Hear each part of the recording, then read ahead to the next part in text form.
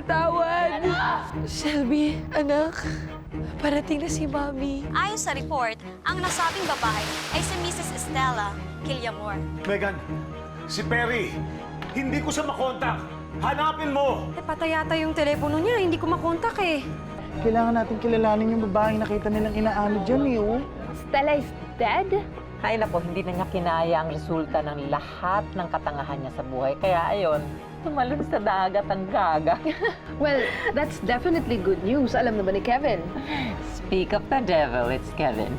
Nag-propose na si Kevin kay Lucci and when they come home, magpapakasal na sila.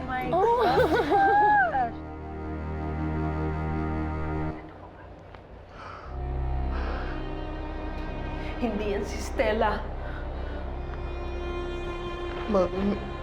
Mother, medyo may pagkahawig sila ni Stella. Sinabi ko na eh, hindi yan si Stella.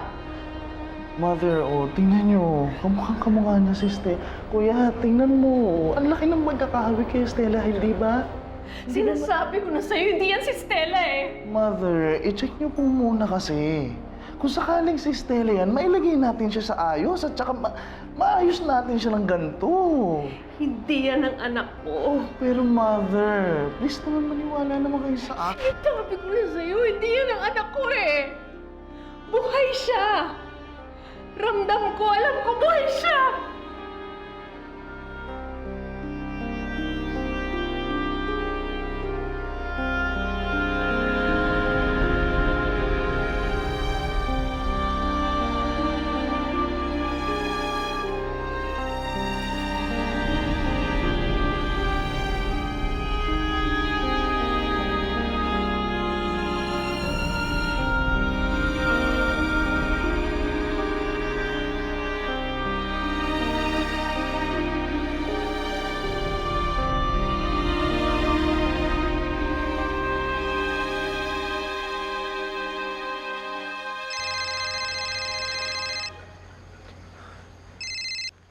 Hello? Perry, ba't ngayon ka lang tumawag? Ano nangyari sa'yo? Si Stella, nasaan? Ba't ikaw hindi na umuwi?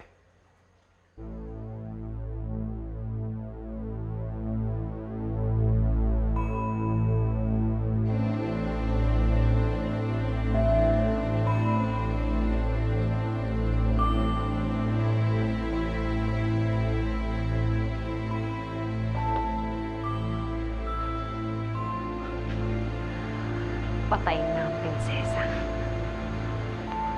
Mabuhay ang bagong prinsesa.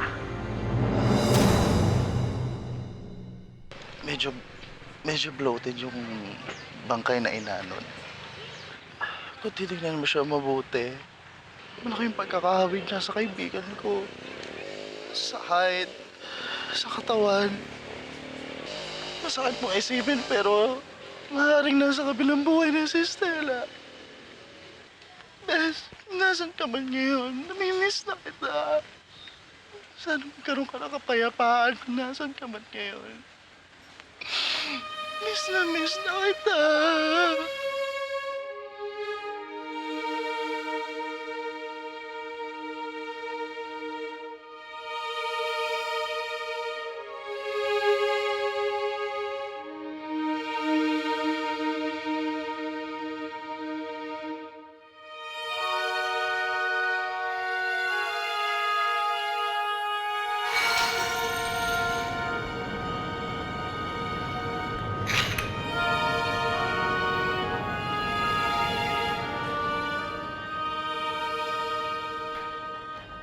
Stella?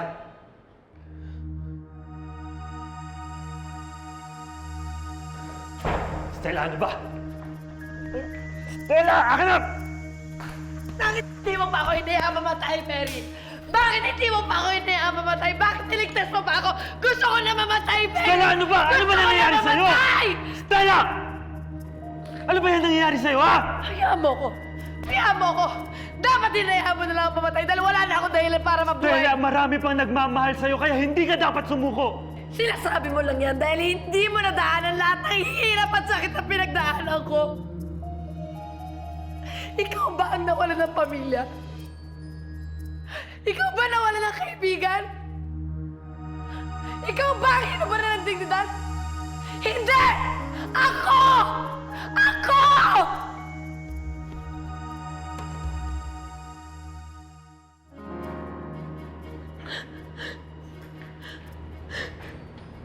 Stella, hindi totoo yan. Marami pang dahilan kung bakit ka dapat mabuhay. Iniwan ka ng asawa mo. Kinuha niya ang pera mo. Pinatay niya si Shelby. Kinidnap niya ang panganay mo. At nangyari lahat ng to dahil sa mga taong nakapaligid sa'yo.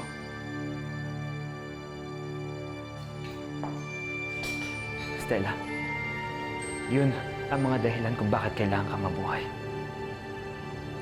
Para makuha mo ulit ang anak mo. Para mabawi mo ang pera mo. Para mabigyan mo ng katarungan si Shelby.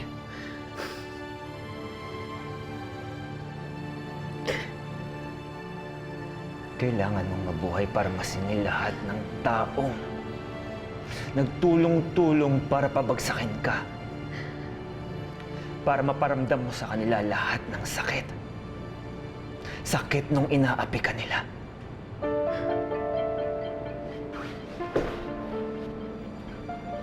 Stella, kailangan mong lumaban. Bumangon ka. Lumaban ka.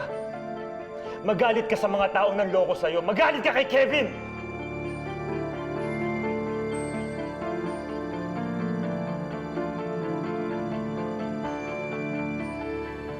Hayop ka, Kevin. Hayop ka! Hayop ka! Hayop kayo lahat!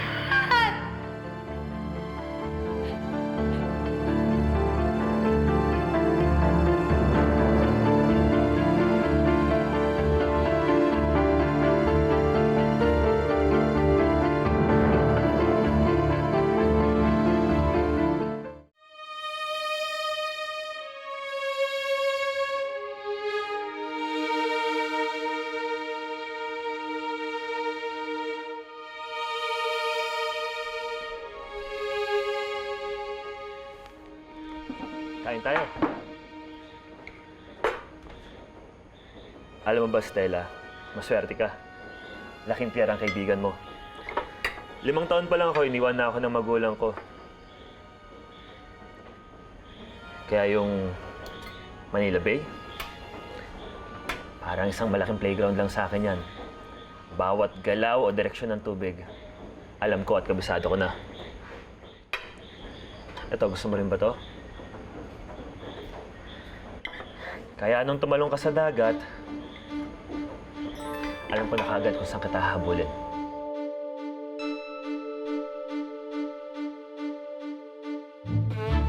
Alam mo yung mga barko, pati yung mga banggang yan, kapatintero ko lang yan.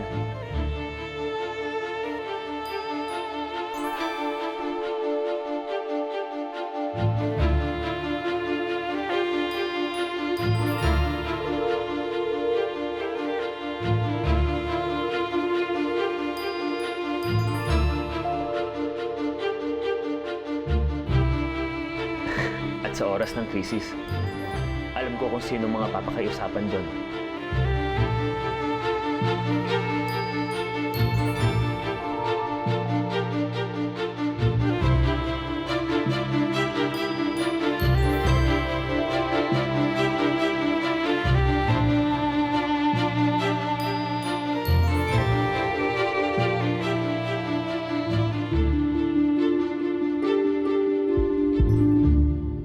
At alam ko rin, sa lahat ng pinagdadaanan mo, Stella, kailangan mo rin magpahinga. Kaya minabuti ko na lang dinadaling ka dito sa rest house ng kaibigan ko, si Sir Miguel. Tinawagan ko na nga pala siya kanina. Nagkausap na kami. Ang sabi niya sa akin, pwede ka daw mamalagi dito hanggat gusto mo. At lahat ng kailangan mo, ibibigay niya sa'yo. Sigurado niya lang na magiging maayos ka.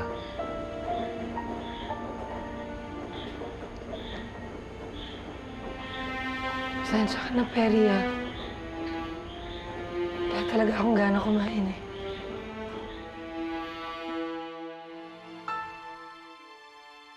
Nung iyak pa rin ho siya ng iyak.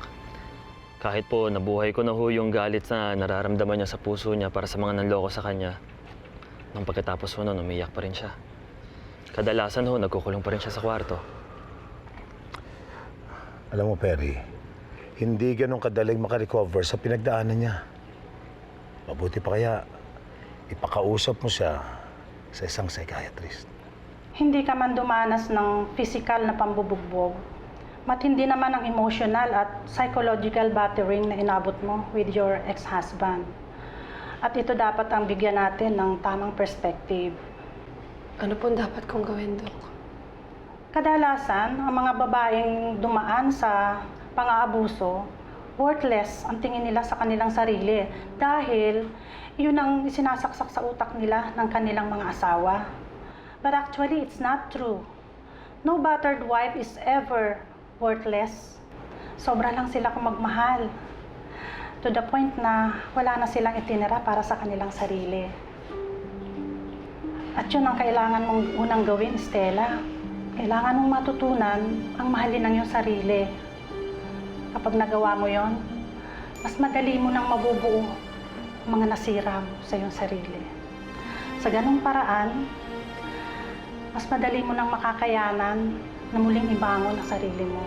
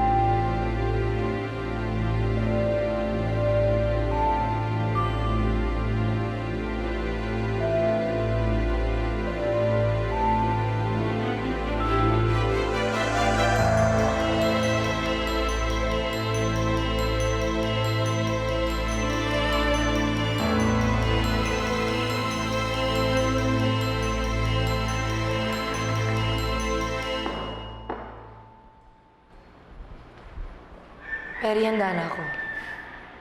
Handa saan? Handa na akong maningil sa mga taong nanloko sa akin.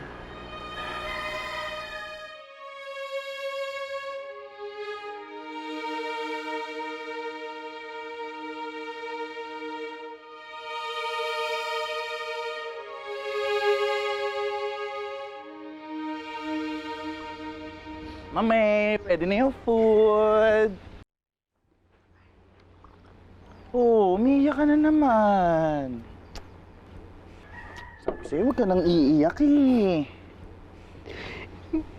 Hindi ko mapigilan eh. Daya-daya niyo naman eh. Buti pa, jojoy na lang ako sa pag-cry-cry niyo, mami. Ha? Nakakainis. Stella.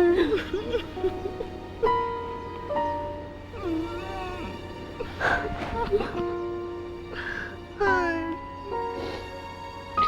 Stella.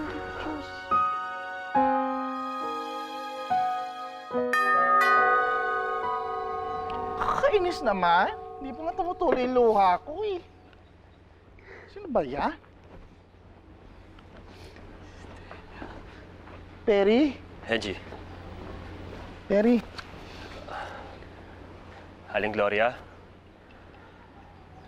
Pasensya na ho, pero sumama ho kayo sa akin. May pupuntahan ho tayo.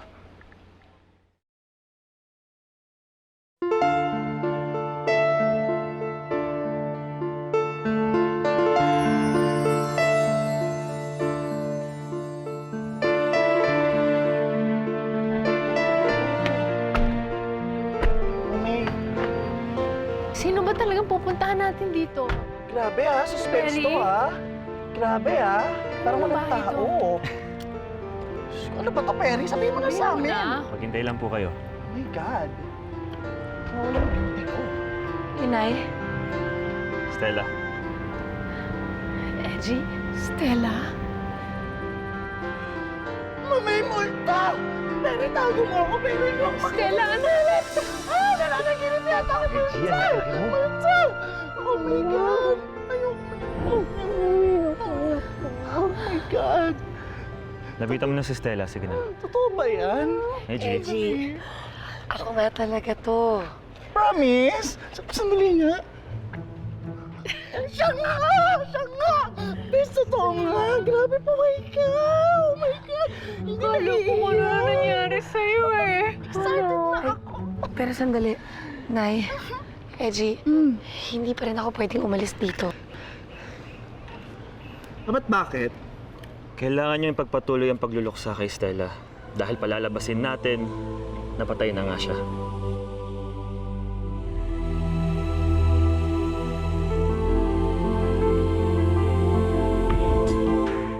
Stella, anong kalokohan itong pinagsasabi ni Perry? Bakit kailangan magpanggap na patay ka pa hanggang ngayon? Dahil yun lang ho ang tanging paraan para mababalik natin ang Pilipinas. Si Kevin pati na rin po si Lucci. Pag inakala nilang patay na si Stella, wala na maghahabol sa kanila o manggugulo pa. Eh, paano nga natin mapapaniwala ang mga taong patay na si... Alam ko na. Bakit kaya hindi natin balikan yung babaeng bangkay na nakita natin sa Cavite, tapos palabasin natin si Stella? Tapos mag-ibita tayo ng press. Diba? Hindi pwede yung gusto mo. Paano kung may maghanap sa kanya? Kadalasan ho sa kanila, biktima lang ho ng salvage. Karamihan sa kanila, wala nang maangkin na bangkay.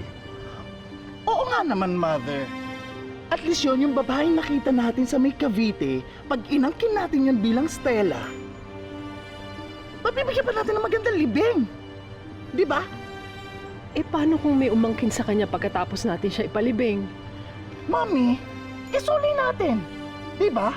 Okay? Or para hindi na sila magastusan, palitan na lang natin yung name sa lapida. Tapos!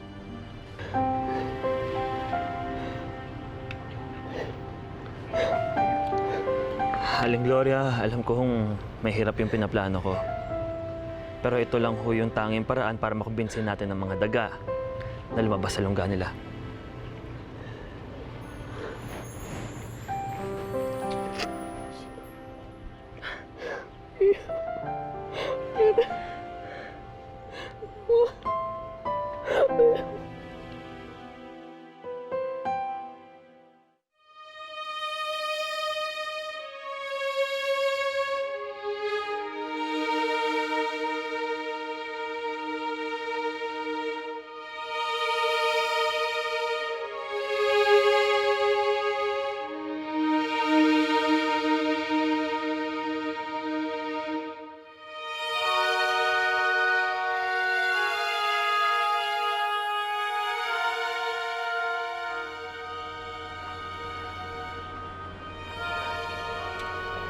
Nakikiramay ako balae. Parang kailan lang. Nang huli tayong magkita nung namatay ang apo natin. Nakakalungkot nga lang eh. Nagkikita lang tayo tuwing may patay. Napakasama ninyo mag-ina. Kung ako lang ang masusunod, pag nakita tayo ulit, sana ang anak mo naman ang nakaburol.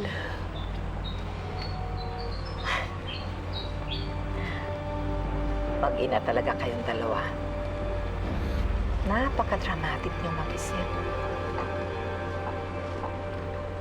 May awa rin ng Diyos. At kahit na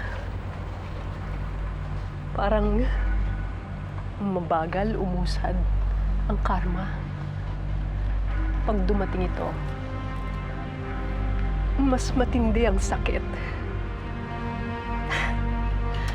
Oh, you're so right pala eh. But sadly, para lang sa mahihina at talunan ang karma. Yun. Ganun po. Tama siya.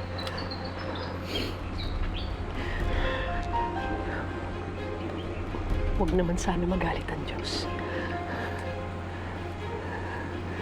Pero pabor ako na maghiganti si Stella sa bawat isa sa kanila. Dahil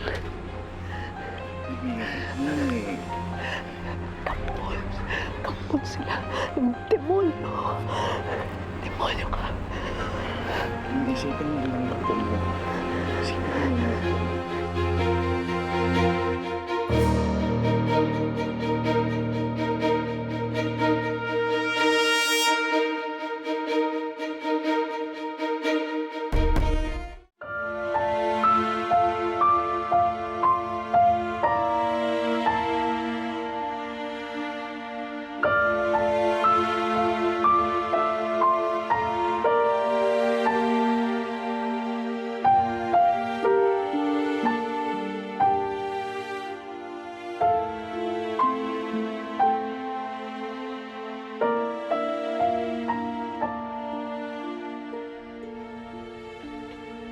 Stella, gaya ng naipangako ko sa'yo, nandito ang isa sa mga kaibigan ko na tutulong sa'yo. Ang taong pinagkakautangan ko ng napakalaking utang na loob. Si Sir Miguel Adriano. Stella. Ikinagagalak ko pong makilala kayo, Sir Miguel. Maraming po salamat.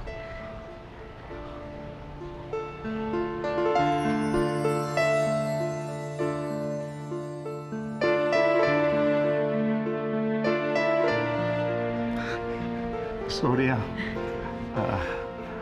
matagal na kasing naikwento sa akin ni Perry yung tungkol sa'yo.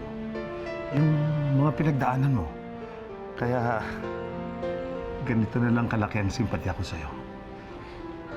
Stella, bukod sa pagpapatakbo ng real estate business at iba niya pang negosyo, mahilig din si Sir Miguel na magkawang gawa. At isa na ako dun sa mga taong natulungan niya. Talaga? Naku, napakaswerte ko naman palang nakilala ko kayo. Sana po dumating yung araw na masuklian ko lahat ng kabutihan na ginawa niyo para sa akin. Stella, huwag mo intindihin yun. Makita ko lang na maganda na ang kalagayan mo. Maligaya na ako.